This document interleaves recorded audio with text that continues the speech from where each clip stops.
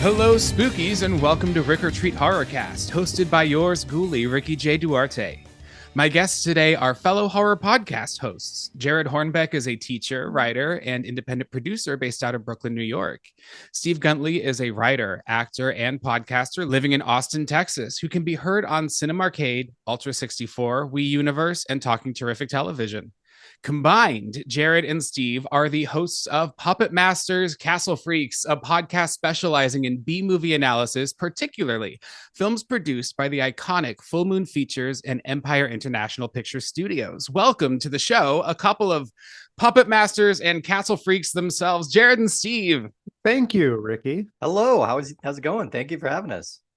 Yeah, nice. It's nice to be here. I want to know who's who, though. Like, I want to know which one of us is the puppet master and which one is the castle freak. I think we have an idea in our head of who they are, but it would be nice to hear an outside voice. Yeah, so, I'm curious if it aligns with my mental picture. Give us our titles, Ricky. Oh, man. All right. Well, knowing you just enough, I'm going to call Steve the puppet master and I'm going to call Jarrod the castle freak.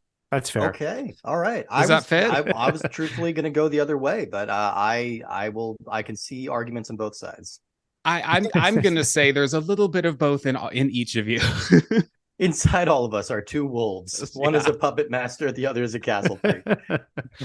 You guys, I'm so excited to have you on the show. You had me as a guest last month to discuss Sure did. Witch House, which is a hell of a movie and a hell of an episode. May we again say we are so sorry. Of all the movies I've ever seen in my life, Witch House is certainly one of them. Yes. Part of the fun of our show is that sometimes people will just kind of roll the dice on a movie, like, oh, this title sounds interesting or something like that. And sometimes it'll go great, and sometimes it turns out to be Witch House, which is a bummer. But regardless, we had a great time talking to you about that. Oh, totally. We had a great time having you on the episode. I had a great time with you, and it wasn't even a roll of the dice. I literally thought it was another movie. I thought it was Witchboard, and I was so excited to talk about Witchboard, and then it wasn't. But all three of us thought it was Witchboard. Yeah, we were all kind of hoping it was Witchboard. Yeah, it would have been better. Such a great time. Well, I have just a couple questions about you guys. Full Moon and Empire are like just on the outskirts of my area of expertise in horror, but I love and I appreciate the films by them that I've seen. Right. Tell me about kind of the genesis of Puppet Masters Castle Freaks, and also how did you guys meet? Yeah. So Steve and I have been podcasting together for a little while. We were part of a sister show to the Laser Time podcast network called Talking Terrific Television, where we were doing a Sopranos recap a while back. We did that together, and then while we were podcasting, when we were off mic, we would, or we even in some of the episodes, we would reference things, and they were kind of obscure, like kind of deep cuts, and I would say make a reference to something and be surprised that Steve knew it, or vice versa. And then in conversation, we were kind of just like, somehow it came up about having read It Came from the Video Aisle, which is David J's Full Moon history book. And I had read that book, and Steve had mentioned he read the book, and I was like, holy shit, we must be the two people in the continental United States who read this book. So we talked about it, and we were like, oh, that's so awesome. And then it was around the time that Charlie Band's autobiography was coming out, Confessions of a Puppet Master, and I sort of proposed to Steve jokingly, like, Steve, what did I say to you? It was something like, I guess all right, well, we've come across three of these movies randomly. I guess we've got to do a podcast about it now, or something like that. It was something to that effect. Like, it was a ha-ha, I guess we got to do a podcast. And then we're just like, oh shit, the seed's been planted. And then we looked, we were like, does this exist? Someone has to have done this. Like someone, and so I looked into it, and someone had started one, had like done a couple of episodes and then stopped. And the episodes were months and months old, maybe even years old. Yeah. And I was like, okay, so this isn't really current. And then we would have these conversations where we were like, should we really do this? Like, is there an audience for this? And then we would be like, yeah, it's a great premise. It's awesome. Like, let's do it. Let's do it. And let's do it right. And then once we got started, we were pretty reassured that it was the right decision to do it, Yeah. because people started coming out of the woodworks and being like, telling us they were so glad that we were doing it. And we learned that Full Moon and Empire and these bull movies are so beloved by so many people, and they are often overlooked by critics or completely dismissed by cinema snobs or even just like most average moviegoers. So the fact that we devote hours to even something like Witch House, I think people really seem to enjoy. It's terrific. It's opened my eyes. I listen every week, every episode. It's opened my eyes to a bunch of films that I have not been able to see. Like I said, this is not an area of my horror knowledge. So we've also had some guests in common. Actually, Kevin Lane was on your show. He and I collaborate every once in a while. Oh, We have a collab coming up. And then Brian W. Smith is a very good friend of mine. Oh, Love awesome. Brian. Yeah, we like Yeah. Love Brian a Kevin lot, too. yeah. They're both terrific. Yeah. Yeah. And it's been fun for us too. I mean, you mentioned it's kind of outside of your area of expertise. Like, honestly, for us, largely that's also true. Like, there's a large number of these full moon movies and these Empire movies that we haven't seen. So many of these are being discovered for the first time.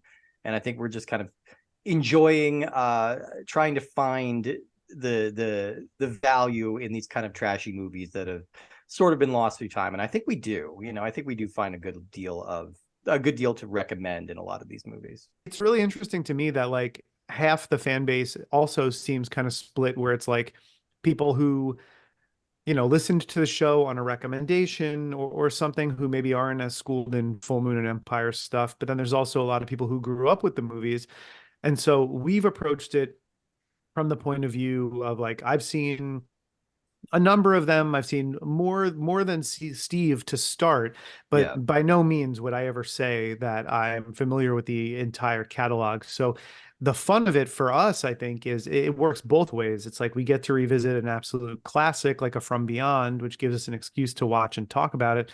But then we get to discover a classic like Blood Dolls, which neither of us had seen, or Shrunken Heads, where we kind of walked away and we're like, man, this is awesome. Like I'm so annoyed it took me this many years of my life to discover this thing.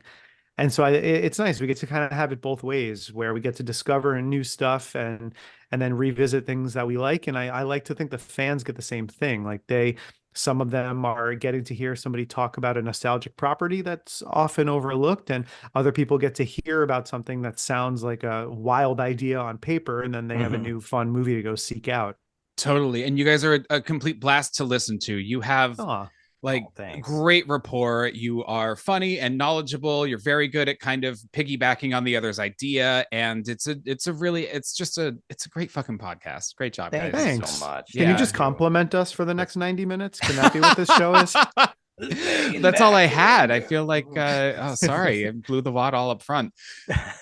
Just kidding. You guys are great. And I'm so happy to have you here on the podcast to talk about this film. So much. You're welcome. Listen, before we get to the film, I love every episode to give some recommendations about recent horror that we've consumed, films or books, video games, anything. So Jarrod, what have you been checking out lately?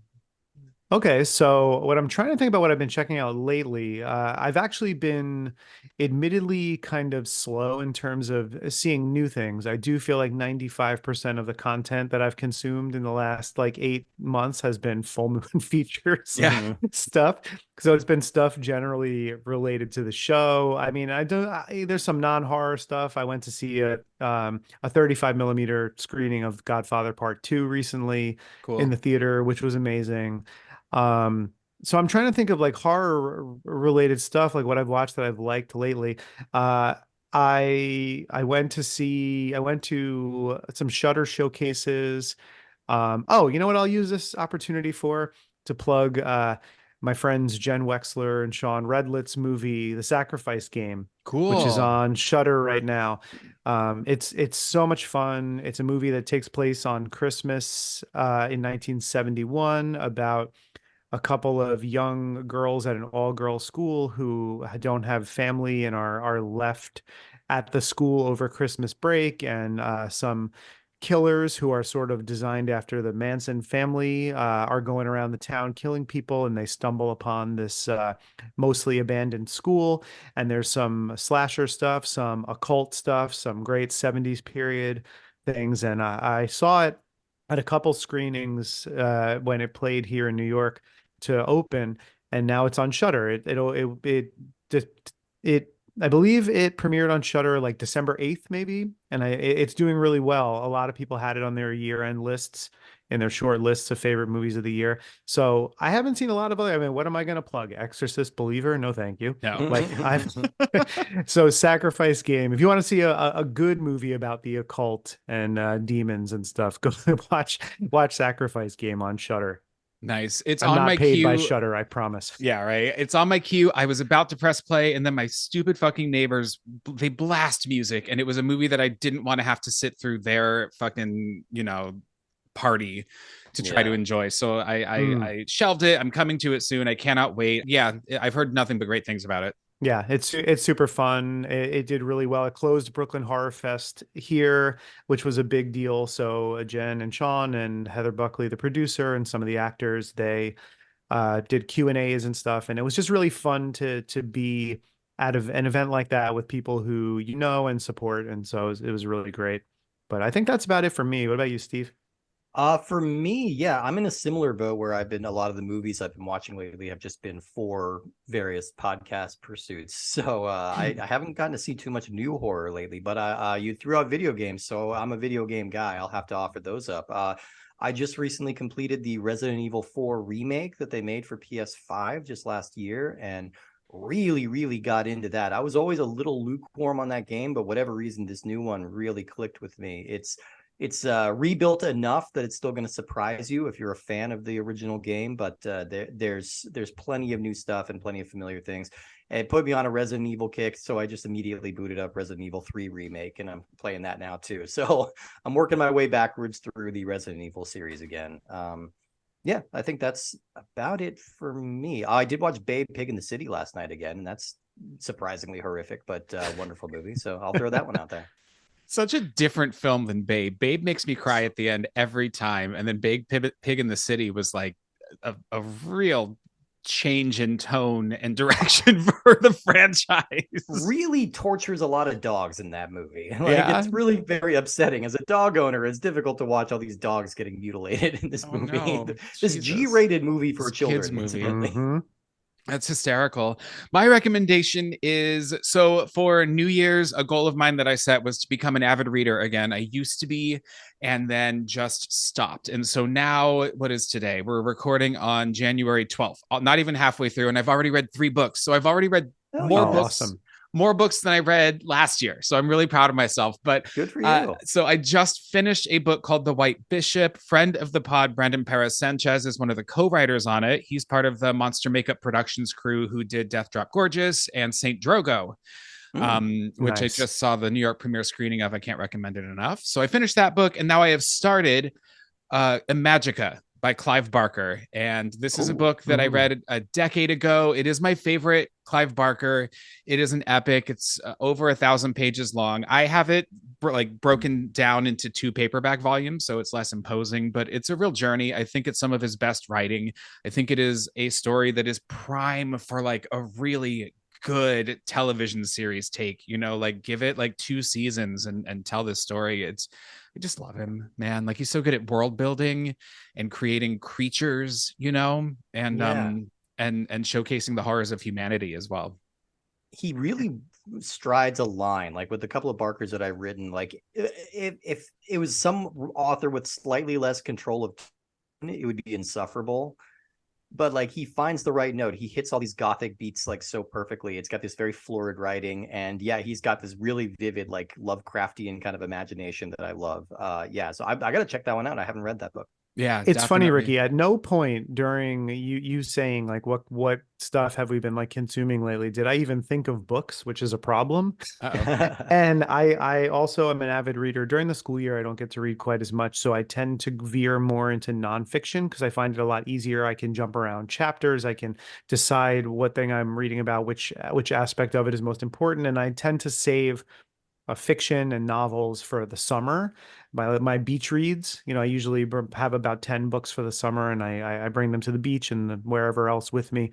But I haven't read it yet, but I did just get this beautiful, huge hardcover book. I mean, this thing weighs like 45 pounds, and it's called Beyond Terror, the Films of Lucio Fulci. Nice. Ooh. And it's just all Fulci. It's gorgeous, gorgeous photographs, illustrations in it.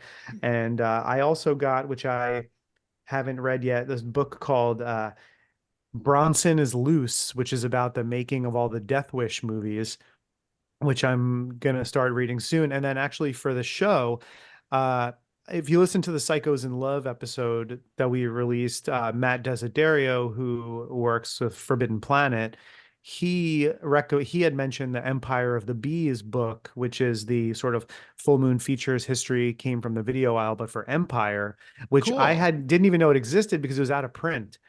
And I happened to follow one on eBay that dropped significantly in price, probably still more than I should pay for a book, but it dropped a good amount. So I snatched up a copy of that and I got it. It was got delivered to me right before the holiday break. And so I read that. It's probably the last thing of 2023 that I read, but it's been great because now I have a little bit more insight to take into the Empire movies as we record about them. But yeah, I'm like, I was thinking with as far as movies, it's been so much full moon stuff and stuff for the show, but books, yeah, books. I love books. Like I want to Yeah, Good. books. hear more about Yeah. books. I'm keeping so like my in hand, like holding a physical book, I'm focusing on fiction, and then Audible, I'm focusing on nonfiction. Mm. I'm Oh, currently yeah, that's a good way listening to go. to Men, Women, and Chainsaws by Carol J. Clover, which has been recommended to me for years. It's about Yeah. gender roles in horror, specifically slashers, occult, and possession films, and revenge as well. And this came out in I think 91, and it coined the phrase "final girl." Like this woman Yeah. created the phrase "final girl."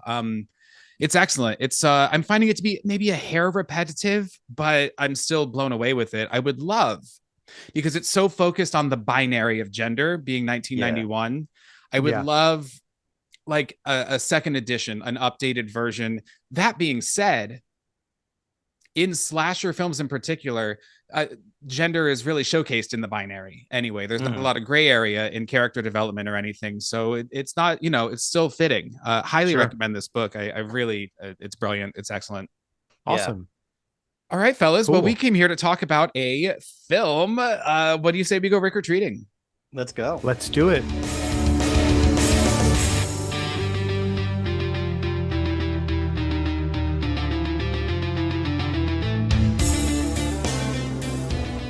Today we are talking about a slasher film that goes under the radar, unfortunately. It's forgotten, but it is loved and adored by the people who know it. We're talking about 1981's The Prowler. Fellas, you selected this film. Why did you pick this one? I looked at the list of movies and a lot of really great choices on there. Too many actually, which is probably what made me look outside the list, because sometimes it's like if you're staring down a list of potential ones to talk about, you're going to constantly second guess yourself and change your mind.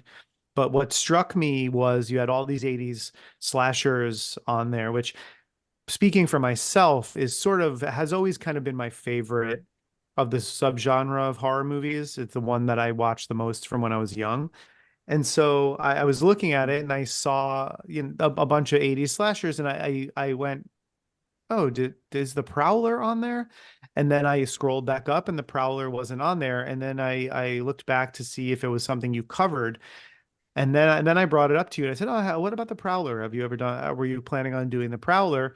And then when you said that you hadn't actually seen it, I was kind of like, oh, well, this might be a good opportunity to watch it for the first time, for this, rather than putting it off. And so I'm glad that we were able to get it onto the list, because yeah, this is an overlooked movie in some ways. I mean, it's less overlooked now It's definitely been highly reappraised over the years, but this was one that in 81 when it was released basically disappeared. I mean, didn't make any money, didn't, This was the same year as Halloween 2, Friday the 13th 2, Happy Birthday to Me, My Bloody Valentine, and The Burning. Like, this was a fucking incredible year for slashers.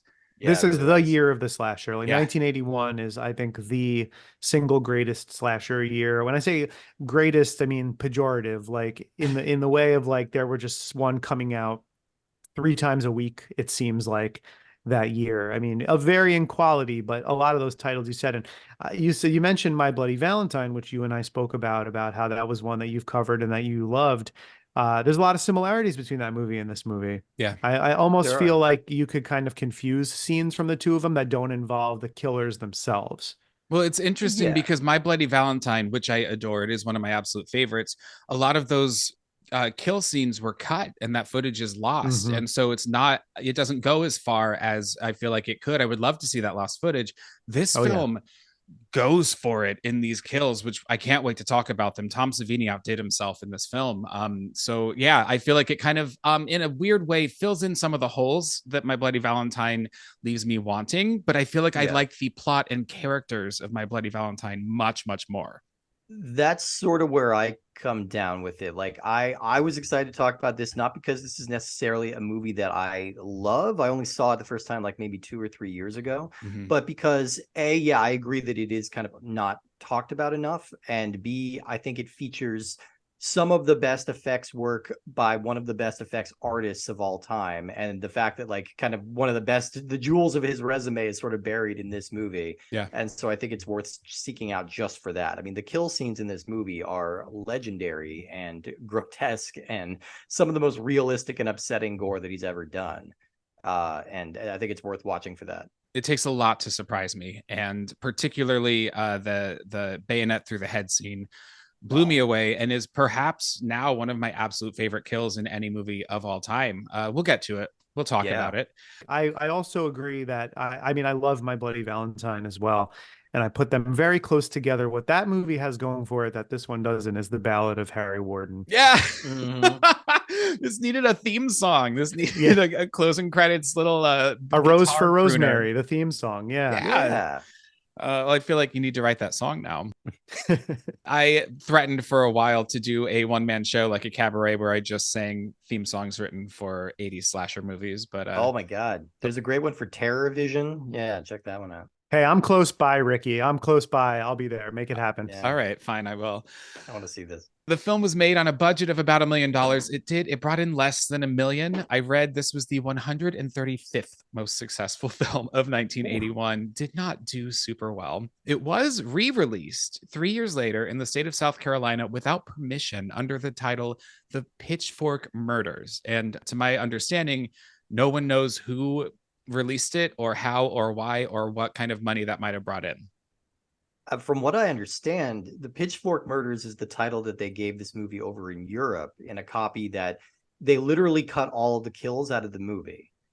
Like it was because Germans in particular were very strict on censorship with gore and violence in movies. So they cut out all of those scenes, which kind of makes me think like, what is the purpose of this movie if you don't have any of those scenes at all? Because like you said, the characters here are not terribly compelling, you know, and the story overall doesn't really grab me, but you need those gore scenes, like as exploitative and gross as they can be, you need them in there. You absolutely do. As I was writing my synopsis of this film, I found myself struggling to figure out which pieces of this plot were worth including because there's so much that's just not worth talking about. So without those, I would say the overall thing that this movie does story-wise that I think is cool is the use of a troubled veteran as a villain, specifically a World War II veteran. You know, because it's kind of acknowledging PTSD or shell shock, as they would have called it around that time, as like a real thing when a lot of people were sort of burying that story and just kind of focusing on the rah-rah, hoorah elements of the victorious World War II. So it's kind of an interesting spin to put on this as a character. It makes for a more compelling villain. And it makes for, you know, thematically, I think I don't think Joseph Zito was really thinking along those lines when he's making this movie. I imagine they just had the gear around, and it's just like, all right, yeah, Yeah. slap this on him. Let's see what he looks like. But it does kind of consciously or unconsciously make for an interesting theme. Just to make one small correction, it was released as Pitchfork Massacre. Okay. And the reason I always think that's funny is because whoever re-released the movie without permission at that time put up a poster for it with a tagline that says don't need a chainsaw to have a massacre, which I think is so funny because it's almost verbatim the tagline to the movie Pieces. Yeah. Oh, Which was you don't have to go to Texas to have a massacre. Which that movie also has two taglines. The on the very top is that you don't have to go to Texas for a massacre, for a chainsaw massacre, and then at the very bottom under the name Pieces, it just says it's exactly what you think it is. That's a great tagline. Yeah. That's a great movie too. I need to get that one on the podcast for sure. As you mentioned, film is directed by Joseph Zito, who would go on to direct Friday the 13th, the final chapter, the fourth installment in that series. Written by Glenn Leopold and Neil F. Barbera, who I looked into it. They went on to write mostly for cartoons and animated series, including like Tom and Jerry and Scooby-Doo. Yeah, well, Neil F. Barbera is the son of Joseph Barbera. I literally just put that together in my head. Yeah, wow. This is part of the Scooby-Doo empire. Yeah. As we mentioned, special effects by Tom Savini. He says this is his best work. I think this is his best work. I'm inclined to agree with him. Yeah. God, it doesn't get any better than this. It looks better than today's slasher films, which are relying on CGI for, blades going through heads and for blood splattering. And it's just like what he accomplished practically in this film is mind-blowing to me. And the fact that the film goes without the praise that it deserves for that is also, pretty mind-blowing.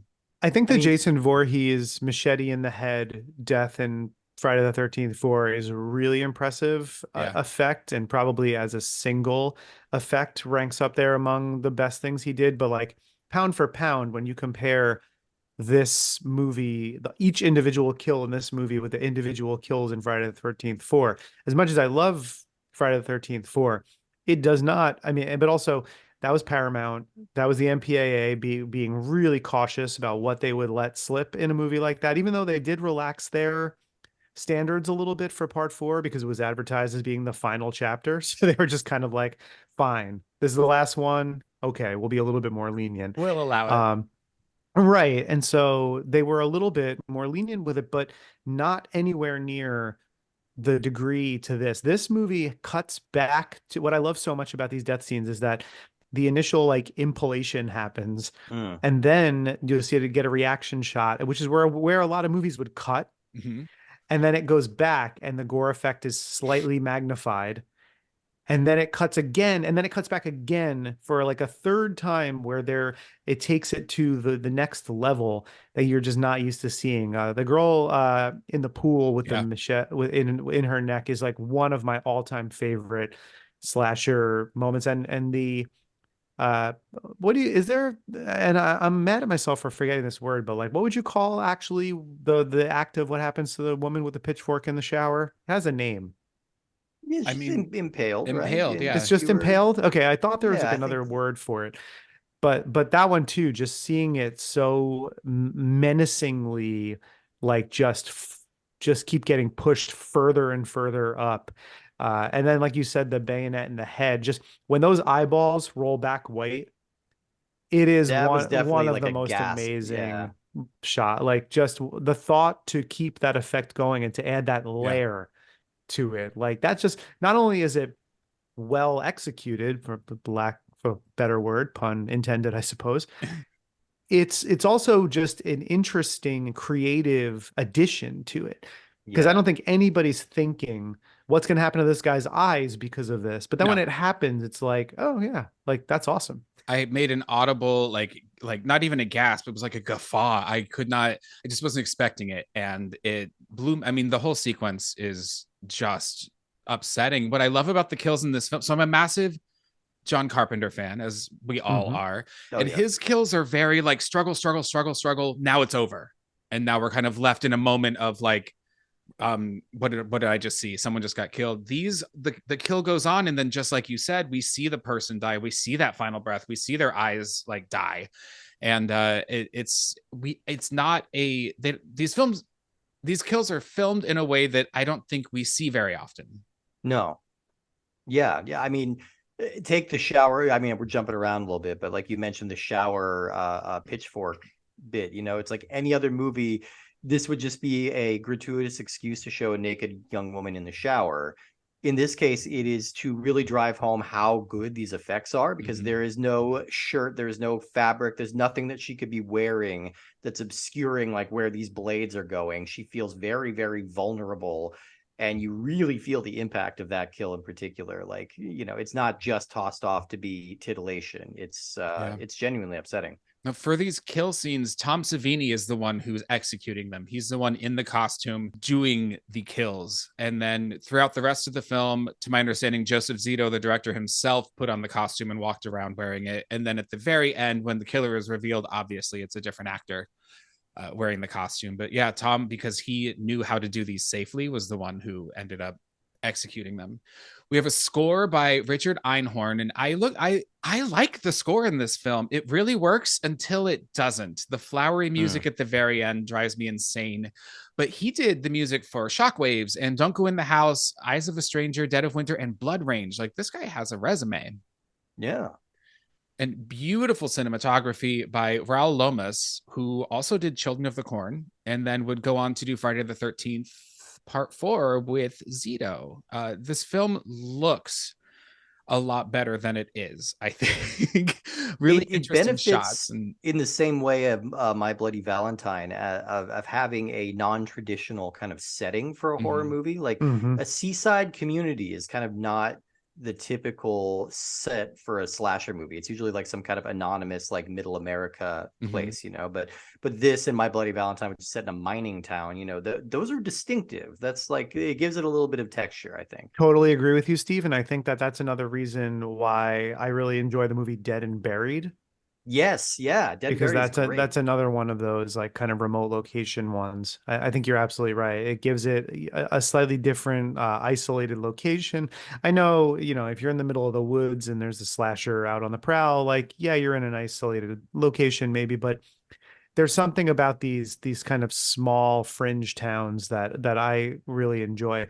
I also think it's an interesting creative choice in terms of the cinematography to shoot a lot of this with this very stylized romantic lighting, because I think it makes you, it kind of keeps you like, the movie switches from 1945 to present day, but it keeps this kind of sheen on the film that gives it sort of this.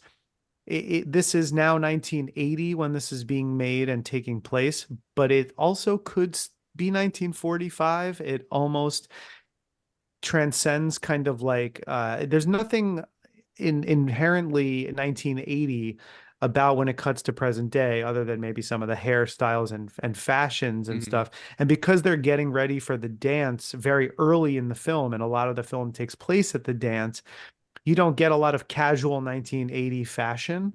And so I think they're able to make this movie feel sort of glamorous in a way that doesn't have it feel too how should I say this, like in juxtaposition to the 1945 stuff. It doesn't come out and feel too conflicting, like it kind of flows. And I think that's a creative choice. It almost is like there's like a film, like a I don't want to say soap opera lighting, because I don't think that's accurate, but it is definitely lightly romantically lit for a lot of it. And it feels kind of glossy, like a Hollywood melodrama, like a Douglas Sirkin color or something like that. Right. It's got that kind of vibe to it. Zito, as he read the screenplay, felt that it had a very dreamlike quality, the script, and so he translated that into his direction of the film. And I think it translates exactly how you guys are describing it. We have a cast in this film of people who call themselves actors. We have Pam, our lead, played by Vicky Dawson. Deputy Mark London is Christopher Goutman. He went on to be a soap actor. Major Chatham is Lawrence Tierney, a recognized character actor. Yeah. What a weird, the fact that Lawrence Tierney is included in this movie is so strange and given fun. nothing to do, absolutely Right. nothing to do. Sheriff Fraser is Farley Granger. He Oh, was yeah. in Strangers on a Train and Rope. Like this Yeah. guy worked with Hitchcock. Yeah, he sure was. Yeah, he's a great little character actor back in his day. Yeah.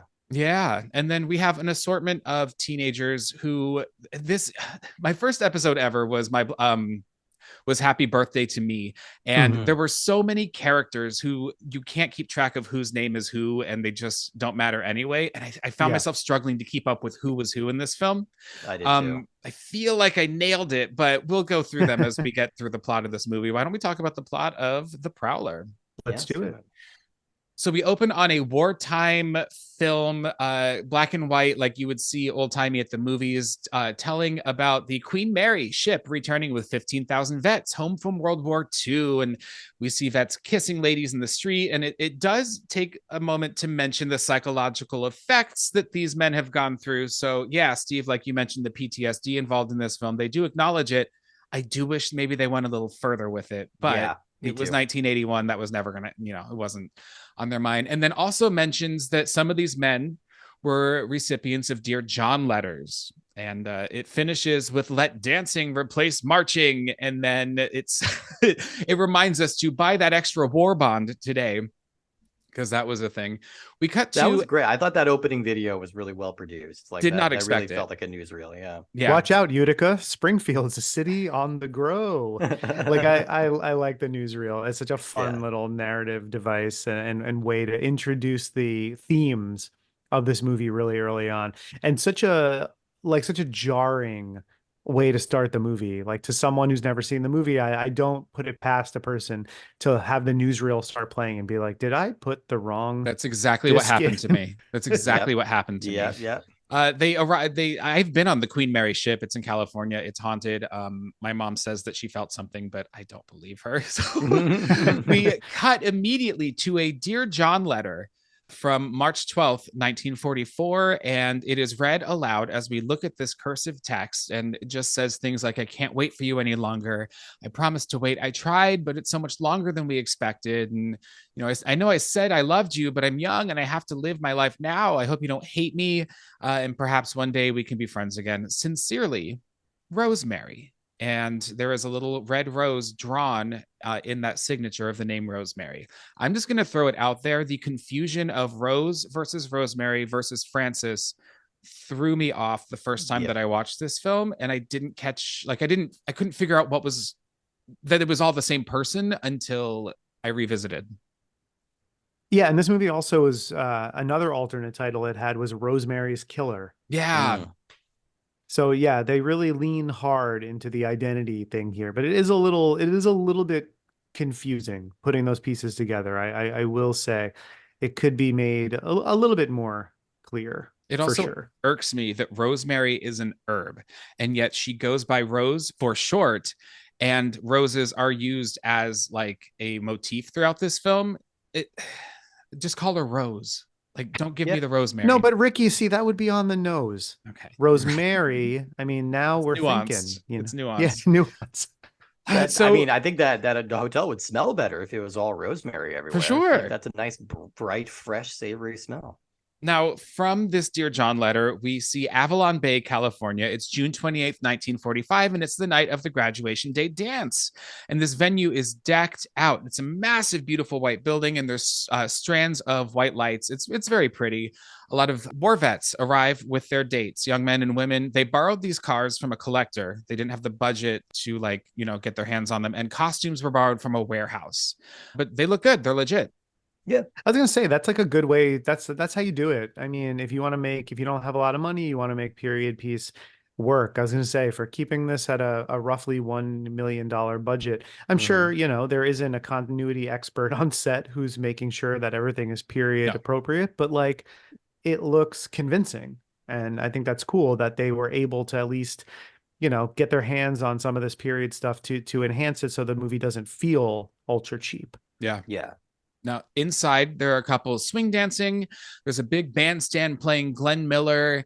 I didn't know Glenn Miller had died in the war, but they talk about that. And there are red, white, and blue streamers all over the place. One of the couples decides to go out to the point, and the guy, Roy, boasts about how much money he has, and he's pushing for them to have sex. As they drive away, they pull up to the point, and it is a gazebo at the end of a dock decorated with strings of lights. And this couple has some drinks, and they head to the end of the dock. They start necking, and we see a pair of combat boots approaching. This figure cuts the string of lights with a hunting knife, and then is seen wielding a pitchfork. Now the gal protests, fooling around, but Roy persists. They start making out, and then the killer drives this pitchfork into Roy's back and digs it into the woman's chest with his foot, and places a red rose in her dead hand.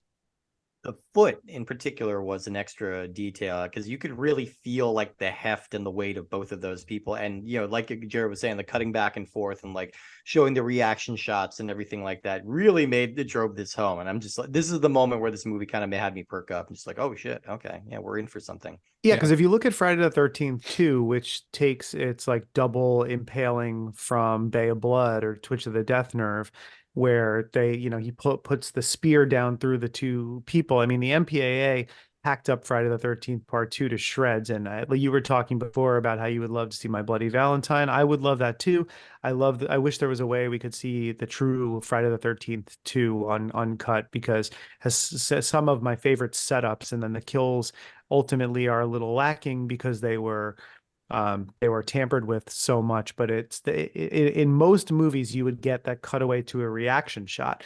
Here you get the killer stepping on the pitchfork and pushing it with their foot in, and you're watching it go deeper and deeper in, and it's just such an impressive effect. Like it just, it's like, I think this is the kind of thing that separates us from like normal people, where it's like someone will watch something like this and be like, oh, this is revolting or gross.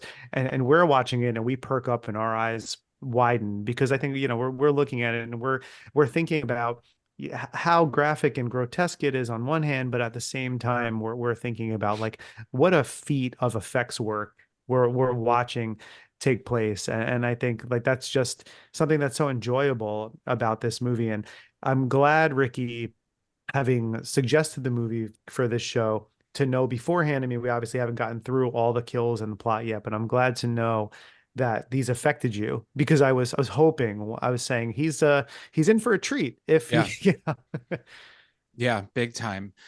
Big surprise, and definitely grabbed my attention. From this sequence, we cut to the title card, the Prowler, and now it is Avalon Bay, June 28th of 1980. I have to say, I did expect the whole film to take place in 1945. It was a surprise to me to jump up 35 years.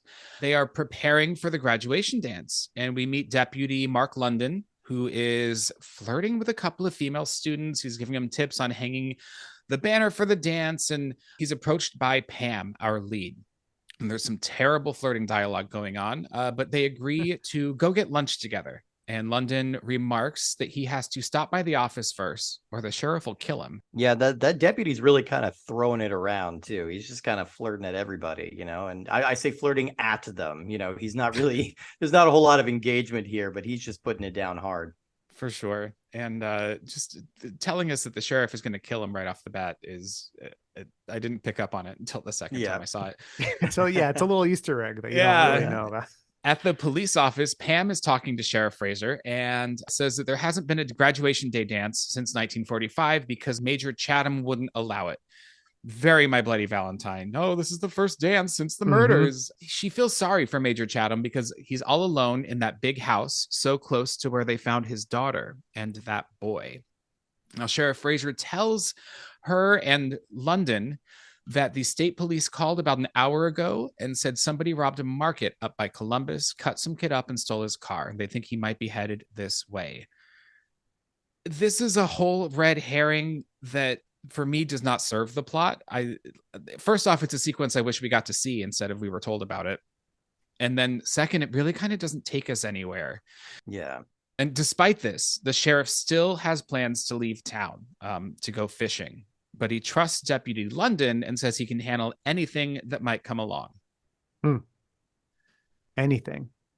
Again, it's like when you say it out loud, it's like, okay, so this guy's obviously the killer, right? Like, Yeah. It also adheres to the old movie rule of like, who's the biggest name that's like not your lead or second lead in the cast? That's probably him. Yeah. Right. Like, why cast Farley Granger? Why make that connection? Although Steve and I talked on an episode of our own show recently about how a lot of actors who were known for doing working with horror directors or horror movies in like the 40s and 50s would all of a sudden show up in these small character roles in movies in the 80s. Like we mentioned Glenn Ford and we mentioned Rory Calhoun, and Farley Granger is in this one. And so it's nice. It is nice to see these people show up in a movie. So on one hand, you're kind of like, well, maybe in 1980, like, Farley Granger hadn't worked for a while and was looking for a quick paycheck. But by the same token, the Hitchcock connection being there, it's kind of like, yeah, why is this guy here? Like, he really should be more consequential to what's going on. Same thing with, but I guess that works as a red herring then for Lawrence Tierney, because I think you have the same thought of like, Lawrence Tierney is in this movie. It's probably for a reason. So it's like he was just, these are we need a Lawrence Tierney type to play this old curmudgeon. But apparently he was less curmudgeonly and more psychotic. Yeah, he's good. He's good visual shorthand just because he's so naturally menacing and just in real life was a very intimidating person. So I think he's going to put up those flags for you just being in the movie. Yeah, he's a menacing dude, and it's unfortunate that he's wheelchair bound and sort of out of the picture for most of this movie. Kind of wasted in the film for sure. At lunch, Pam tells London that she hopes he can come by the dance a little later. She asks if he thinks the guy who robbed that store might come here, but London assures her that the state police are going to get him, but she tells him to be careful. Now, Sheriff Fraser gets off the phone with the state police, assures them that London can handle anything, and tells London that the biggest problem he'll have tonight are those kids from the dance running wild. But remember, there are still some people around here that won't put up with that kind of thing. And he gets really serious when he says that. On his way out of town, Fraser stops by the market to pick up some shaving cream and deodorant. And oh my God, the guy behind the counter says, deodorant, no sweat, you get it. And it's such boomer humor. It's right. It's just bad. But this, I mentioned I also hate my wife. Yeah.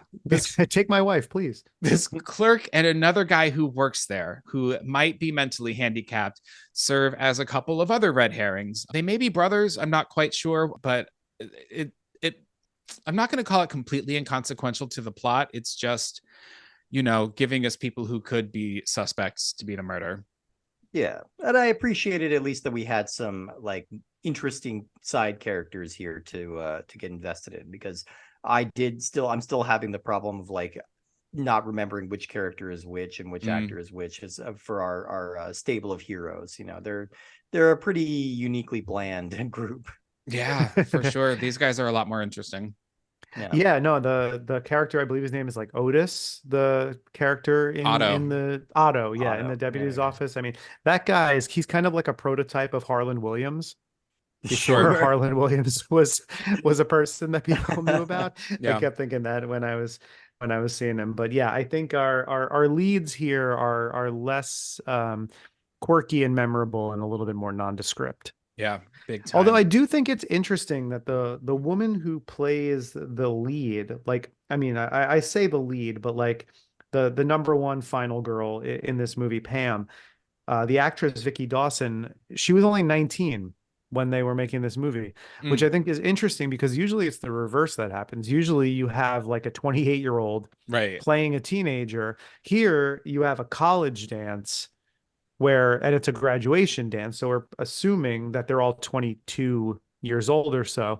Yeah. And she's being played by a 19-year-old. I think probably some of the other actors were slightly older, but she was younger than a college senior would have been at that time. And I think that's interesting. And I also feel like it's so hard to judge when you watch some of these older movies based on like hairstyles and clothing, like how old people are, because you're like, that's got to be a 30-year-old, and then you look and they're like 19, and it's like, man. Yeah, she does read older. Like, I didn't realize she was 19, but she I'm not going to say she carries a maturity, but she is clearly the grounded, level-headed one of this group. And she reads age appropriate, even with those bangs that age her. So speaking of her bangs, now the sheriff has left town. Pam gets to her dorm where her friends are getting ready and they have girly dialogue about boys and weed. And then, but Pam is not quite as excited as the other two. Sherry, her friend, reminds her that it's everyone's last night together. But Pam is worried about London and that guy who stabbed someone in Columbus. And Sherry remarks that she wishes that the sheriff was here. Now we cut to someone in black leather gloves lacing up their combat boots. I always bring up the black leather gloves because it's such a trope, stemming from giallo films, and just shows up everywhere, particularly in this era of slashers. Oh yeah. Lisa is putting lotion on her legs in a robe near the window, and they remark that old man Chatham, Major Chatham, stares at them through the window from across the street from his wheelchair. We do see him looking through the window, and Lisa flashes him through the window, and she says he ought to be able to stand up now, which is a cruel thing to say, but really funny. Yeah. It's a cruel thing in the disabled context, but pretty funny in the peeper context. Yeah. I chuckled at that line. I mean, like you mentioned before, there's some really pedestrian sort of flirty placeholder dialogue that made it into the final draft of this script. That was a joke that I thought was pretty well. Like with the deodorant no sweat one, they did that thing I hate, which was they dragged the joke out for one frame too long. Like we don't need the do you get it? We only need Farley Granger's reaction and then a quick cut. Yeah. Don't cut back to him saying, do you get it? It's a joke. He made the joke. We all get it. He gets it. He rolls his eyes, cut, move on. Yeah. But this one, no, that was a funny line. I enjoyed it. Yeah. Now we cut to the killer putting a knife in his boot and a bayonet in its sheath around his waist. And he loads a double barrel shotgun. We see shots of Pam getting ready, and they are interspersed with shots of the killer getting ready. I thought that was pretty cool. They're like, she's getting ready for the dance. He's getting ready to go on a massacre. It's like the lowest level equivalent of like the end montage of The Godfather, where the people are getting ready for the christening, but they're also getting ready to pull off the executions at the same time. Yeah. Pam offers to wait for Sherry, her friend, who is in the shower, but she says go ahead without her. She's going to wait for her boyfriend Carl to pick her up. So Pam heads out, but she senses when she's outside that someone is watching her. And she bumps into some friends. There's a jump scare, including friends Lisa and Paul, who are drinking on their way to go to the dance, and they end up walking together.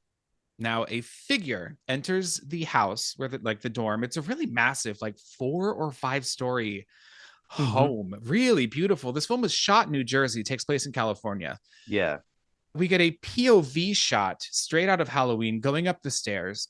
They sneak up to her transparent sliding glass doors. How she didn't see him coming, I don't know. He slides them open and startles Sherry, and it turns out to be Carl, the boyfriend.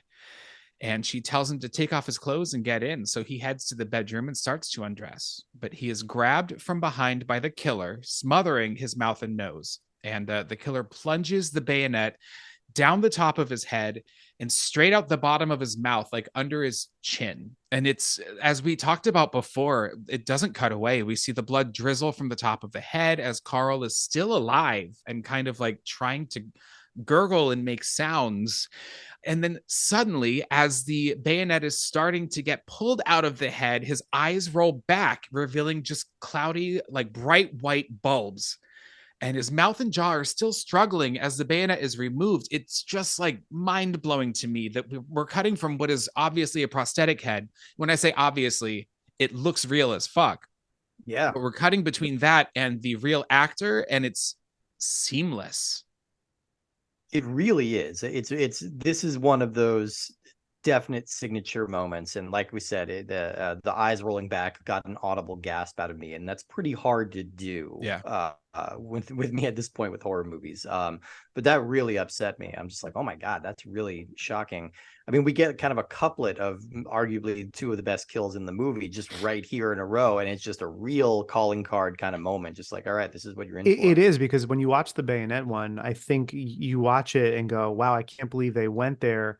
that's got to be sort of the money shot, and how can they top that?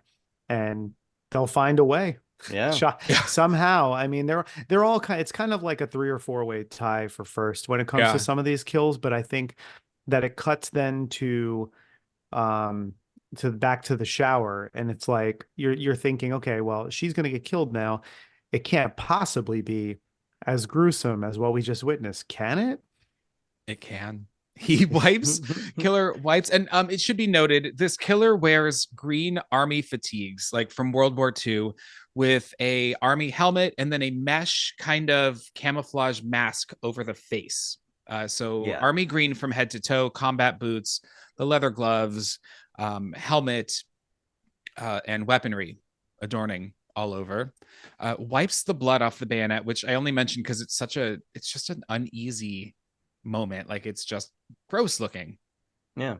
He approaches the shower where Sherry is waiting for Carl, and he slides the door open and then impales her with his pitchfork, and it is brutal as the prongs slide into her torso, and it just keeps going in and in. Sure and then does.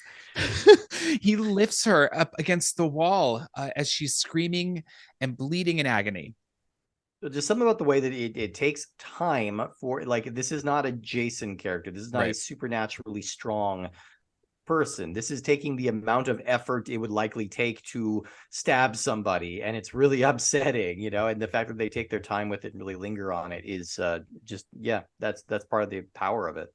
Yeah. Well, you're focusing on the pitchfork in the torso for so long, and then it has the little cherry on top of just the blood pouring out of the mouth when it cuts to the mouth with her being held up, which is just again like a layer of it you're not expecting. And so that part is kind of shocking too. So not only the fact that so much, I mean, we know when we see people die in movies, blood comes from the mouth typically, but like this is a lot of blood coming from the mouth, and it not the last time that we're going to see that either. I also want to comment on the nudity in this sequence, because it is not a gratuitous flash up of her tits. It is the breasts are secondary to the action of what's happening, and I find that really interesting for an 80s slasher film. It almost, and I'm not comparing this filmmaking to Hitchcock whatsoever, but if Hitchcock had made Psycho in 1981, I would imagine that's how he would utilize nudity in the shower scene. Yeah, I mean, what's the movie? Is it Frenzy? One of the later Hitchcock movies that is like a little gorier, a little edgier. Frenzy you know, is excellent. I don't know if you've ever seen it before, and it's the necktie like strangler. Yeah, and that is a more explicitly gruesome movie than a lot of the earlier Hitchcocks, because we were getting into the 70s, and he finished up with Family Plot, which I just watched for the first time a few months ago with Karen Black. Yeah. Not a favorite of mine, but an interesting one. And it's an incredibly fascinating thought to me. Had Hitchcock been slightly younger, and had he continued making films into the 80s with the way Hollywood, the whole system changed really during that time, like what would he do? Like what would he do to push the envelope in the 80s? So that's an interesting point I never really thought much about, but I'm inclined to agree with you. I think if Hitchcock were doing something like this, he would look for that little extra. And we get that little extra here. Yeah. Now we cut to, with Sherry's dying screams, we cut to someone cutting a giant sheet cake at the dance. This dance is decorated with Pepto-Bismol pink, and that is the only color that they have chosen as a theme for this dance. Streamers and balloons. I read that it rained one night and the humidity in the air caused the Pepto-Bismol pink streamers to stain the walls of this venue, and so they had to repaint. Yeah, they had to repaint after, because there were streaks of just gross like pink, just a bad color of pink. Anyway, that was a bad color scheme. And these prom scenes are where I was really missing, like, you know, where's the wacky frat boy and his nerdy friend who's trying to get laid? Like, where's the punk rock girl who keeps like the hairspraying her hair and has a switchblade in her boot? Like, I want some characters here. I like to point out every time I do a movie from this era, particularly, is that those tropes had not been decided upon yet, and that's what I kind of love about this, is that they haven't figured out how to make, quote, what we know as a slasher movie yet, and so they're a little less unexpected. No, it's just a bunch of drunk guys leaning on a urinal while Yeah. one guy pukes and another guy takes a shit next to him. The Yeah, exactly. Wacky the two fun. guys looking at the same urinal, I didn't know what to do with that. Yeah. I have to point out that the band playing this party is called Nowhere Fast. And I listened to a couple podcast episodes about this film, and there are mixed reviews of the quality of music with which this band produces. And I am on the side of A, they have no business playing a dance, and B, they get way too much time and coverage in this film, and I want less of their music in my ear holes. Yeah, Let me I ask think you, I Rick. think the band name was kind of a self-fulfilling prophecy on that one. Yeah. Yeah. Rick, let me ask you, where does this rank? Where does this band rank in comparison to the bands in New Year's Evil? So I just did an episode on New Year's Evil. I know, that's why I'm Shadow, asking the you. band, I would 100% go to a Shadow show from New Year's Evil, and I The would song New Year's Evil is a banger. yeah, Oh yeah, all the music in that movie is you great. couldn't Yeah. pay me to go see this band in the Prowler. No way. No way. Now, Deputy London arrives at the dance. Pam's working the punch table, but he's pulled aside by Lisa to dance. And he kind of shrugs Pam's way and is like, I guess I'll dance with her. He looks like he's not into it at first, but then he's having fun. And he finally heads over to Pam, grabs some punch, and then Lisa bumps into him on purpose and spills the punch all over Lisa's dress. Being a gay man, I just have to take a moment and talk about Pam's outfits in this because this first dress reminds me of like rainbow sherbet with sequins, and I want to hate it and I just can't. It's like a ballerina Barbie dress. And then she later changes into what should be a cuter blue dress and just seems frumpy and inappropriate. But that's all I'm going to say about the costuming in this film.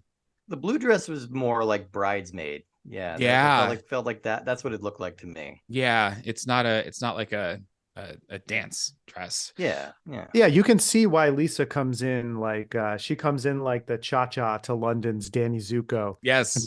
and pulls him away. And you can see why, because you Yeah. know he's got to choose between like slutty Lisa or frumpy Pam. Yeah. Well, Deputy London, I figured it out halfway through. He looks like a handsome Christopher Walken. Like he has Christopher Walken's He features, does look like Walken, but yeah. like enhanced into morphed into like if Christopher Walken like when he was young wasn't bad looking, but I don't know. This is soap opera walking. Yeah. Yeah. Yeah. Now, If he's Pam been, goes- he's been what's that app that if he's been face tuned a little bit? Yeah. right. Pam heads back to change her dress and she's super mad. She goes upstairs and hears the shower running, assuming that Sherry's still in there, which she is. And she closes the bathroom door, which does creak back open behind her. We do see that Sherry is dead in the shower. The killer's gloved hand places a red rose over her face. Now, Pam changes into this blue dress, does not notice Carl's blood on the bed sheets, grabs her purse, and heads downstairs. But she hears the floorboards above her creaking and then sees this killer at the top of the stairs. She runs down the stairs, banging on doors and calling for help, and all the doors are locked. Literally, all the doors are locked. Every single door is locked. She bangs on a screen door and can't get out of a screen door. It's too much for me. Finds a door that has like a hook latch and finally gets out. I do think that it's a well-filmed chase scene. Yeah. I like the framing of the Prowler coming down the stairs. It's sort of like the camera is sideways and it almost gives you a little bit of a disorienting MC Escher kind of feel to it, which I appreciate. It doesn't go on for too long. Yeah. Which I like. I think there's a couple of cuts of her going down some various hallways and a couple of good shots of him stalking. And so I think as a chase sequence, I think it's not bad. I always hold these sequences up to like in the one with the bitchy girl Wendy in Prom Night. Oh yeah. When she goes through the school. Yeah. Which I find to be like one of my favorite chase scenes in a slasher movie, in an otherwise average slasher movie. I think that scene elevates it. And here I think this is a passable one. Now she runs outside and is grabbed by Major Chatham in his wheelchair, and he won't let her go. He's wearing black leather gloves. She's begging to let him go. She finally gets away when her dress rips, and she keeps running and bumps into London. And she tells him someone was chasing her and Major Chatham grabbed her. London takes a look around while Pam waits in the Jeep, in the sheriff's Jeep. And we see the killer's boots as he hides, but London, the sequence takes too long. It's just too much of London crouching around with a flashlight. This movie is about an hour and a half. It could be an hour 20 if they cut some of this stuff, and strong hour 20. Yeah, no, I was struggling a bit with these two because I think, obviously the intention is to build tension and build stakes and things like that. But I felt plotting, and it felt like it just went on too long. Yeah. And there are too many scenes like that. There's a few scenes like that where it's just slowly wandering through the hotel. It just feels like they're trying to pad out the reels. The score is doing something for me. It's just what's happening on screen is not as interesting as the score. Yeah. Now, Pam is startled by London when he opens the Jeep door. He says that he found wheelchair marks and boot tracks, but that's it. And Pam tells him that Sherry's still inside with Carl. So Landon goes inside to find them. We see that they are inside the shower. Sherry's laid down in the tub, and Carl is hanging from the shower head by his necktie. It's a really good straight down shot at them. But London doesn't go into the room. He just hears the shower and then turns around and goes back out. Gets in the car, and they drive to Major Chatham's house, but he doesn't answer the door. They go in the back entrance into the dark house. There's music and tension, but again, this goes on for way too long. Like, what are we supposed to be afraid of here? Yeah. Just a dark house. That's not enough for me. Right.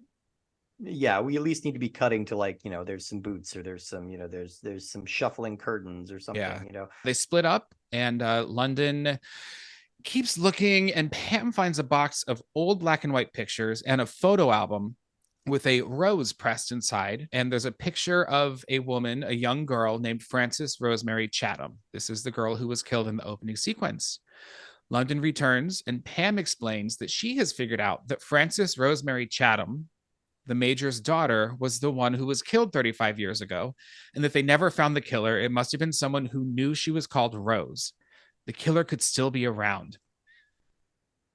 I think, for me, I thought that we were already supposed to know all of that. Yeah, I think hinted at early. Yeah. That's always an annoying part of movies, where it's like they need to explain to the characters the things that we've known already this whole time. It's always just kind of like, yeah, all right, let's get to it. London tells her that the guy who chased her may be the person that the state police are looking for right now. Suggests that they just go to the dance and tell everyone to stay inside.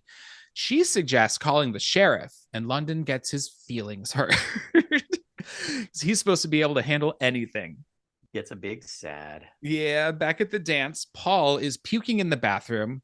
We get more coverage of this terrible band playing than we need, and Lisa enters the men's room to find Paul. She angrily tells him that she's going to cool off for a bit. When he gets tired of hugging the toilet, he can find her at the pool.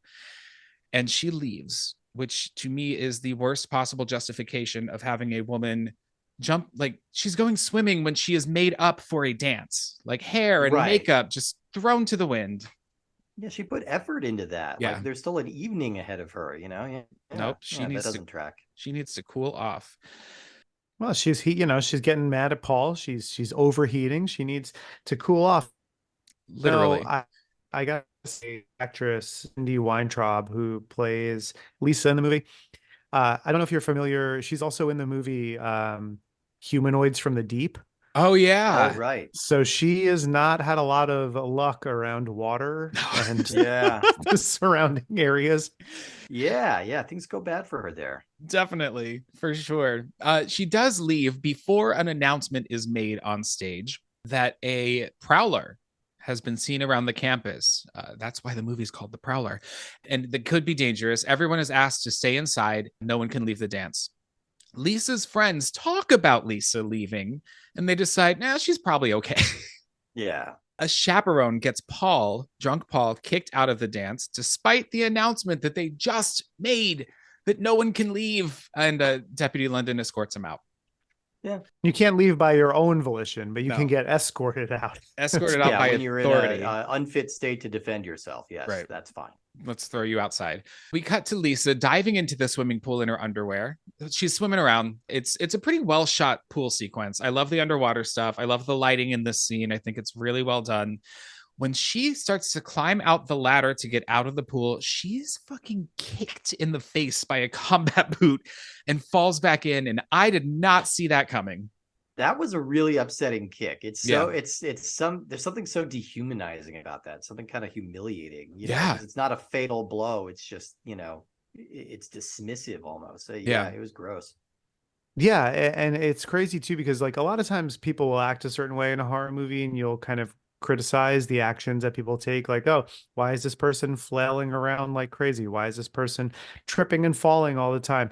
She flails around in the pool a little bit, but I was like, that would happen because if he kicked her between the eyes like that, she's going to be really disoriented for a second, and like she's not right by the ladder anymore, and it's like it goes on for maybe like 30 seconds of her kind of just flailing, but I'm like, that makes complete sense. All the blood probably rushed up to her head. Like she, I was like, I can forgive that. This seems somewhat realistic. Yeah. And also buys some time for the Prowler to make his way into the pool.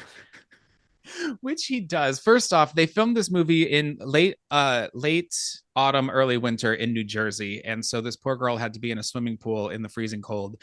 And the kicking scene was done with a rubber leg. So she wasn't actually getting kicked by a combat boot, but apparently she did get hurt at one point. And someone finally told the director, like, we've got it. We have to move on. Stop doing this to this poor woman. Yeah. As you mentioned, she is flailing with enough time for the killer to somehow and for some reason end up in the pool behind her. So as she tries to climb out again, he grabs her from behind. It actually is a good jump scare. Like this one is earned, in my opinion. Mm-hmm. He slices her neck with his bayonet and kind of saws into it a little bit. It looks so good. And we get those underwater shots of her legs kicking in front of the pool light. After she's been killed, there's like one more kick with the pluck of a string on the score. And it's just like, ugh, gross. And then the gorgeous shot of her underwater. You see the sliced neck, you see it kind of flapping around and the blood gushing, like just gushing out of it that's mixing with this blue tinted water. It's really beautiful. Yeah. Oh, it really is. And when they show it from under the water too, and it's kind of backlit by the pool light, and it gives it like a pinkish hue. It looks really great. And just how deep that blade gets in her throat always upsets me. It's so deep. I rewound it. I couldn't fathom how the neck appliance looked so good. Yeah. You know, it just looks like her neck. I'm blown away. Now we see Sally and Ben, two other inconsequential friends of hers, sneak down to the basement of the dance venue to fool around. And the killer sneaks up on them. And then that's the last that we see of them. Am I wrong? We never see them again. I don't think so. I'll defer to Jarrod on that. Yeah. Yeah, I don't think so. We don't see them get killed. We don't see them like reappear. I feel like something was cut either from the script or the film, but it just kind of confused me because I kept waiting to see their death scene that never happened. A chaperone from the dance goes looking for Lisa and finds her clothes by the pool and blood in the swimming pool, which also looks really cool. Yeah. She runs, but is grabbed from behind a fence, and the killer jams his bayonet into her throat, like reaches around her and then jams it into her throat. Quicker than the rest of the kills, but what works for me most on this one is the blood dripping on her feet. Yeah. Mm-hmm. Mm-hmm. Well, I almost feel like that was a creative choice too, because it's like, let's keep the stakes high, like let's keep the gore high, but we don't want such another visually unpleasant death to follow the other one so quickly. I think they made the choice. Like they probably could have shown us the slice and the prosthesis, but I think they wanted to give you, they wanted you to have a little bit of a rest from just how graphic the Yeah. death right before it was. Now, Kingsley, that store clerk who made the deodorant joke before, confronts Pam in London about a bunch of kids that are misbehaving in the cemetery. He says there hasn't been any trouble on this campus in 30 years until they started having a dance again. And he's weird and creepy, maybe drunk. I don't know. And Pam wonders what he was doing wandering around by the cemetery. They drive to the cemetery. London leaves Pam in the Jeep and starts looking around. This is aimless wandering, but good score again. And a POV shot is following him, but it's not a person following him, which throws me off. Anyway, he comes across an open grave, and the casket inside has been opened. He climbs in to investigate as Pam is hearing footsteps while she's sitting in the Jeep. Turns out to be Otto, the mentally challenged brother of the clerk, looking in the window. So London runs to her, and then he brings her back to the open grave. This movie has so much back and forth to locations. Back to and punctuate forth. that point, it's like when we were talking about the scene of them kind of meandering earlier, in my brain I equated that with the same scene with Otto and the open grave, and they're not. And it's like, if I'm confusing them, then we're going back to this too often. Yeah. London opens so he climbs into the grave. He opens the casket, and we see Lisa's dead body with her throat slit, and she's holding a red rose in her hands. London sees that there's no name on the grave, but there is a rose carved into it. London calls to get a hold of the sheriff, and this scene is mind-blowingly, impossibly pointless as well. The guy who runs the place where the sheriff is supposed to be staying fishing talks slow, moves slow, tells him, yeah, sure, I'll go try to find the sheriff in his cabin, and then just sits and plays solitaire and snacks for a good 45 seconds to 1 minute. Before returning to the phone and telling him that he can't find the sheriff. Like, it's infuriating to me. I'm wondering if he was, I don't know, maybe he was like a stand-up comedian or something, or you know, he has that vibe. Some buddy of the director. Like, I think he felt like he was gonna pop off of this little comedic side bit. But I agree. It's just like painfully slow. It's just like, all right, come on, just. Yeah, he's supposed to be there for some comic relief. It just doesn't really land. Not at all. Not at all. London calls the state police, and he's told that they'll be there in less than a half an hour to help. They caught the man who robbed the store and stabbed that guy and stole his car, so it can't be him doing these killings. Pam deduces that that grave probably belonged to Rose Chatham, and that the man who killed her also killed Lisa. London and Pam have a dumb argument where he tries to convince her he's going to Chatham's house alone and she should stay at the dance, and she says, fine, you just go play sheriff, and hurts his feelings again. I love what so fragile. That was a really fun, like soap opera-y, sitcom-y line delivery. Well, she gets out of the Jeep and he's like, okay, bye, I'm leaving you, and then it's just, she gets back in. They drive back to Chatham's house, so much back and forth, and they head in, and this time London is armed with a shotgun. Now he heads upstairs, and Pam looks around downstairs. And again, long shots, spooky music. This might work a little better for me, I think, than the other sequences like this, because the stakes are now higher. But it still feels like a lot of padding. The killer is seen pulling his bayonet out of his sheath, and it looks like he has the intention of using it. Pam slowly approaches the fireplace as the lights go out. London starts to go down to check the fuse, but is attacked by the killer, knocked out, and dragged away, leaving his shotgun on the floor. The killer picks up his pitchfork, and as he picks it up, it kind of lifts over London's head, and you don't really know if he kills London or not. Cut to the lights coming back up on Pam. She sees a red rose over the photo album sitting on the mantle under a picture of Rose. And she kneels down at the fireplace and sees a gold heart-shaped locket dangling inside the fireplace. She reaches up and feels around, and then Rose's rotted corpse/skeleton falls down the chimney. Which I find to be a pretty effective jump scare. Yeah. Like, I think it's pretty well staged. Not expecting it. It raises the question, why was Rose's corpse placed in the chimney? Right. Yeah. I think it would have been distractingly stinky for a couple of years there. Yeah. And difficult to do. And just Also, you're just costing yourself a good fireplace. I mean, what, you're just never gonna be able to use your fireplace? The fireplace was a facade. It was not Yeah. part of the actual house, so that they could rig this. Listen, what you guys don't understand is that if you exhume this corpse and you stage it this way, in such an implausible way, but the person that you didn't anticipate to be prowling and hunting happens to stumble upon the necklace that you left dangling, and they pull it, and that corpse falls at the perfect angle. It's gonna pay off. Yeah. Yeah. It's gonna pay off. Like, You're right. I retract my statement. thank you. Now the killer is seen behind Pam and he holds out a rose and he says, "I'm here for our date, Rose." And Pam runs and hides. I do like a lot of this chase scene, a lot of the hiding. It feels redundant. It does go on for too long, but I think it's well shot. But the struggle is intense. Like, Yeah. I think the struggle between her and this guy Mhm. does feel like a good, like, life or death kind of struggle here. Yeah, it really does. At a point, she's behind a door and is able to break the pitchfork in half, basically. And she has the pitchfork end of it.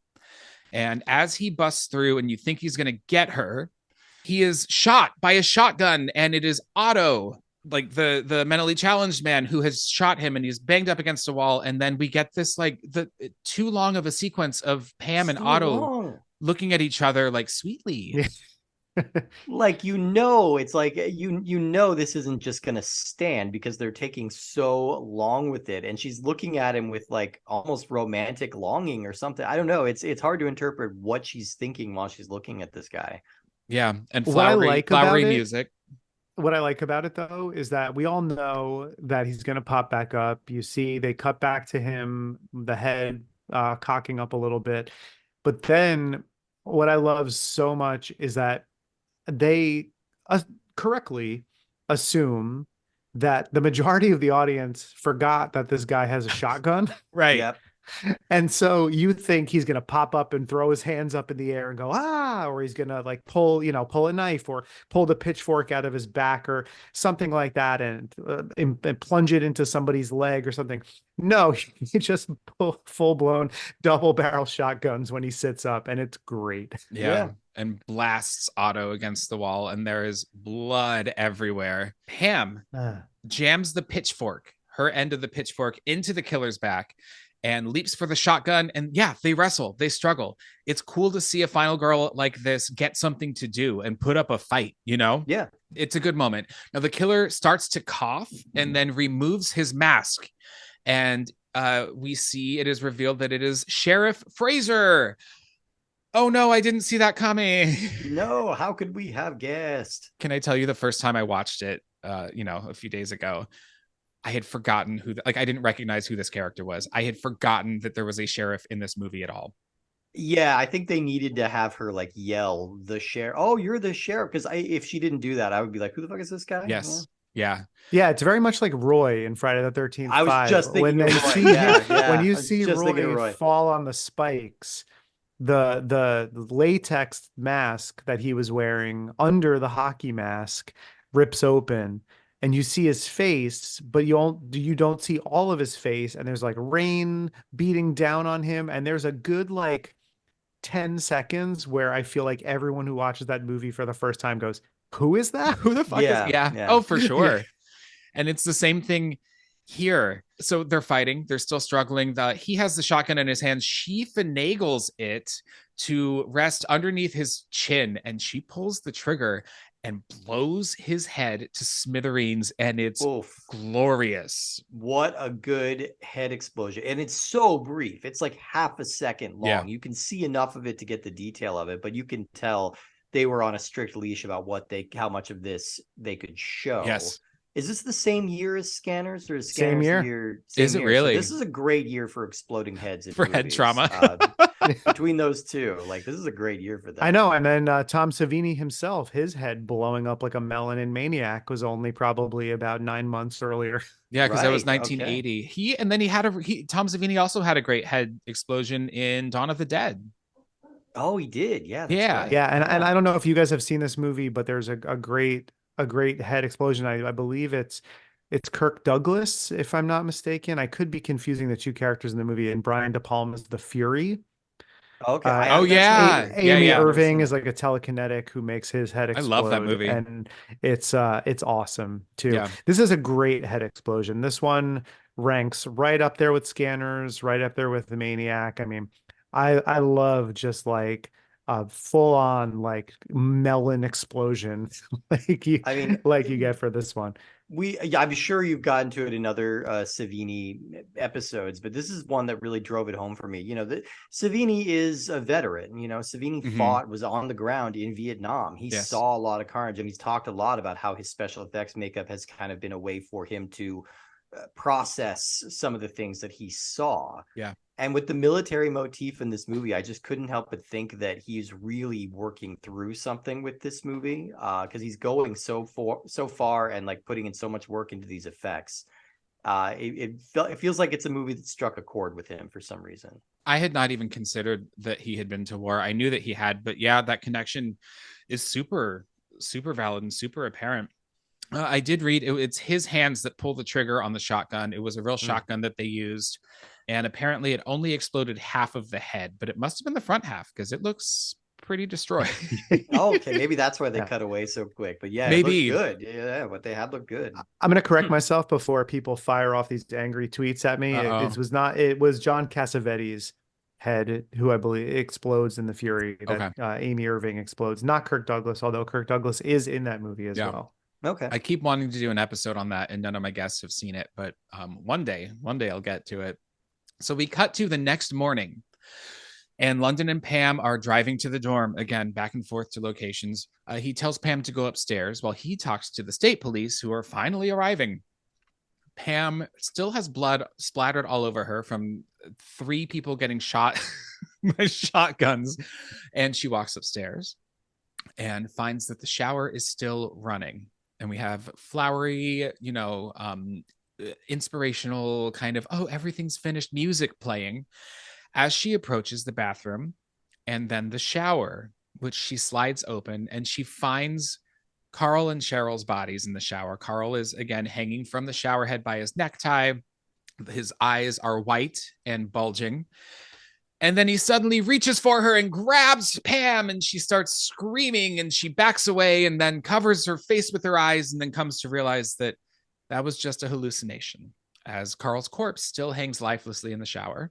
And we fade to black. And we realize that Joseph Zito has seen both Carrie and Dress to Kill.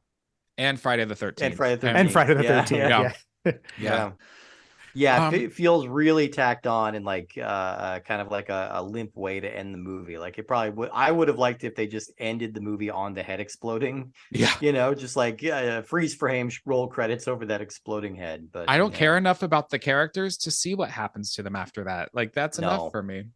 Yeah, no. Sleepaway Camp knew how to do it right, man. That credit sequence just freeze frames on Felissa Rose's face, and that's it. That's all we need. I don't There's need the payoff. That's it. Yeah, everyone's going to therapy for the rest of their lives. Absolutely. And Angela will return. Played by Bruce Springsteen's sister. So we fade to black, credits roll. It's the same flowery music, which is a little, I don't know what I would have preferred, but not that. Yeah. And that's the end of the movie. We prowled. We have successfully prowled. Fellas, on Rick or Treat Horrorcast, there's a rating system. A movie is either a trick, which means it's okay. It is a treat, which means you love it, or it is a smell my feet, which means it sucks. Steve, how do you rate it? I am going to give this a trick because I think as a movie, generally, it's pretty weak. We've kind of gone over like the plot doesn't really matter, the characters don't really matter, but these visual effects really need to be seen to be believed. They really do. They hold up after more than 40 years at this point, and they feel really visceral and really personal. And I think that's kind of the reason to watch this movie. Yeah. Jarrod, what about you? So I'm going to echo everything that Steve said about the effects, but I'm going to call this a treat. I like this movie a lot. I recognize there are problems with the narrative, problems with pacing, but I think the effects, the kill scenes are so visceral that it makes up for it. And what I like about this movie is also what I like about My Bloody Valentine, is that there's an ambition here to make this stand out from the pack of all of the sort of nondescript slashers that were being made at the time. So the fact that they try to pull off this period detail, the fact that they try to have a generational story and have it be more than just a bunch of kids get together and get picked off. I know obviously the story is thin, but I like the fact that they try it. And I think that Joseph Zito, who he was a theater actor, or I'm sorry, a theater director, I should say, before this. And this was an early film for him to make, and he was still kind of learning as he went along. And I think he has a pretty sure-handed grasp on this. And I think he was someone who sought to make something that had a little bit more meat than some of the other genre movies that were coming out at the time. And I feel like he brought that to Friday the 13th 4 too. I know we mentioned before about the actress who played Lisa having to be outside in the freezing cold and him wanting to continuously, do more takes and stuff like that. And that was the impression I got of him, that he was really tough on the cast in Friday 4 as well. The same thing happened with the character who's in the raft, Judy Aronson, and it was the actor who plays Jason. Jason spoke up. Ted White. Yeah. The actor who played Jason spoke up and was like, "Enough is enough, dude. Like, she's had enough. Right. Let's move on." Yeah. So he took this really seriously, and I think he did set out to make a good horror movie. And I think it's, for the most part, because of some well directed and staged jump scares and just out of this world gore kill effects, I think he succeeded. So I rate this one pretty high. I think when people ask me to recommend slasher movies to them, this one usually falls. If they said, give me a list of your 10 favorites, I mean, this one might pop up on there. And like Steve said, only because the gore, the effects need to be seen to be believed. Yeah, I agree with everything that you all just said. I struggled where to place this. Trick or treat, and went back and forth even during the course of recording this episode. Back and forth, where do I place this? I am landing on a trick. It is the high end of being a trick. Trick isn't a bad thing. There are more tricks than there are treats or smell my feets in the world, right? Hey, sure. The film, for me, the performances are not as bad. I think that the script is what really I struggle with in this film. I think that the story, there's not enough of it there. I think if it had gotten a couple more passes, maybe built something up, focused a little bit more on the lore and the history of this, murder that happened 35 years ago, give me more of that, and touch on the PTSD of this veteran, touch on the fact that he's a jilted lover. We don't head in that direction very, very much. The film is made by the kills, and for that reason I recommend everybody watch this film. It's not that it's unwatchable, it's very watchable. No, I will watch it again someday happily, and I will very happily recommend it and show it to others. And there's just maybe a couple of moments you can fast forward through. Yeah, and you'll know when you get to them. I'm actually really grateful that the two of you recommended this one to me. And I'm really glad that it worked out, that it was one that I was excited about and really enjoyed. So thank you for bringing this into my life. Absolutely. I'm glad to hear it, Ricky. I was hoping that was the reaction you were going to have. I was hoping that you were going to get to these gore scenes and be like, holy shit. And then that would, come out when you talked about it. And it did. So I'm glad, because that was what I was hoping for, and I got it. So you don't have to thank me. I'm so glad that you now are familiar with this movie, and that you now can say to other people, you can say with confidence to other people, like, oh shit, you remember that pool scene in the Prowler? Yeah. Yeah, and now I'll know for sure. Hey guys, I can't thank you enough for being on my podcast. Oh, it's been a pleasure. Tell my listeners where they can stalk you. All right. So if you have enjoyed listening to us and our input on this show, you can check out our show, Puppet Masters at Castle Freaks. We drop new episodes every Friday on any podcast catcher that you use. We're also on YouTube. We have social media on Instagram. You can follow the show at Puppet Masters _Castle Freaks. You can follow me at _Giallo _Jerry, or Steve at Minotaur Matador. And we're on X and Blue Sky and Threads. And so if you want to, subscribe to the show and follow any of our socials, we're very easily accessible. I do all of my podcasting on that show. Steve does not. Steve, where else can people find you? Yeah, I have another show called Cinemarcade. So for people who are video game fans out there, that's a show where we watch a movie and then we play the video game based off of that movie to see how they compare and contrast and how they enhance or detract from the experience of one another. Been having a lot of fun with that, and we got a good amount of content out there for that show. So definitely check that one out in all the same places. That's such a great premise for a podcast. I got to Oh, check that thanks. out. Yeah, we're having fun. We're lots of movies that you wouldn't expect. Good. Cool. Well, you can follow my podcast, Rick or Treat Horrorcast, on all platforms at Rick or Treat Pod and YouTube at Rick or Treat Horrorcast. But I'm really grateful to everyone for listening. And I am so grateful to Jarrod and to Steve for taking the time to be on this show. I really do adore you guys, and I love your show, and I can't recommend it. Man. Yeah, I can't recommend it enough. All right, guys, you're welcome back anytime. And thanks so much. We'll see y'all later, spookies. So long. Thanks for coming Rick or Treating. It'd be a real scream if you'd take a moment to subscribe, rate, and review the show on whatever platform you're listening on. The show's spooky intro and outro music is a cover of Camille Saint-Saëns's Danse Macabre, with orchestrations composed and performed by Lestat von Monlicht. My website, rickortreat.com, is designed and maintained by Evelyn DeVere. The show's social media content is created by my evil minion and social media manager, Stanley Martin. The Rick or Treat logo was designed by Philip Romano. Contact information and links to these artists can be found in the episode description. Check them out, they're frighteningly talented. Rick or Treat Horrorcast is independently produced by me, Ricky J. Duarte of Rick or Treat Productions. If you like what you heard, tell a friend. If you didn't, well, they're coming to get you, listener.